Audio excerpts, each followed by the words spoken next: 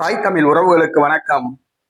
கண்ணபிரான் கைது, கலெக்டர் ஆபீஸ்க்கு படையெடுத்த தேவேந்திரர்கள் என்ற தலைப்பில் இந்த காணொலியை காண்கிறோம். கண்ணபிரான் கைது, கலெக்டர் ஆபீஸ்க்கு படையெடுத்த தேவேந்திரர்கள் என்ற தலைப்பில் இந்த காணொலியை காண்கிறோம்.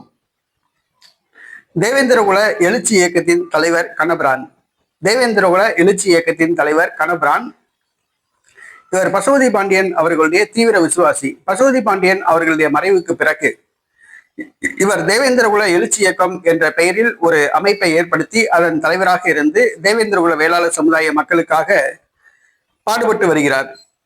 ஆனால் அவரை ஒரு சில மாதங்களுக்கு முன்பாக ஆயுதங்கள் வைத்ததாக காவல்துறை பொய் வழக்கு போட்டு அவரை குண்டர் சட்டத்தின் கீழ் கடலூர் சிறையில் அடைத்தது. ஜாமீனில் வெளியே வந்து ஒரு வாரம்தான் ஆகிறது. ஆனால் அதற்குள் அவர் மேல் பொய் வழக்கு போட்டு மீண்டும் அவரை சிறையில் அடைத்துள்ளது காவல்துறை.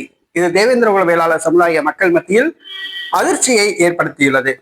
நேற்றைய தினம் திருநெல்வேலி மாவட்டத்தை சார்ந்த தேவேந்திரகுல வேளாளர் சமுதாயத்தை சார்ந்த ஆண்களும் பெண்களுமாக 300 பேருக்கும் மேல் கலெக்டர் ஆபீஸ்க்கு படையெடுத்தார்கள்.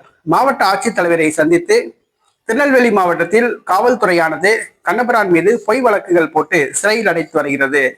காவல்துறை மீது நடவடிக்கை எடுக்க வேண்டும், மாவட்ட ஆட்சித்தலைவர் இதில் தலையிட வேண்டும் என்று அவர்கள் புகார் மனு வழங்கியுள்ளார்கள்.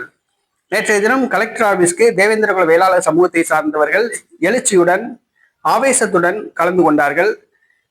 அவர்கள் மாவட்ட ஆட்சித்தலைவரிடம் மனு கொடுத்து விட்டு வந்து செய்தியாளர்கள் சந்தித்த போது தங்களுடைய ஆதங்கத்தை வெளிப்படுத்தியுள்ளார்கள். காவல்துறை பொய் வழக்கு போடுவதை நிறுத்திக் கொள்ள வேண்டும் என்று கேட்டுக்கொள்கின்றோம்.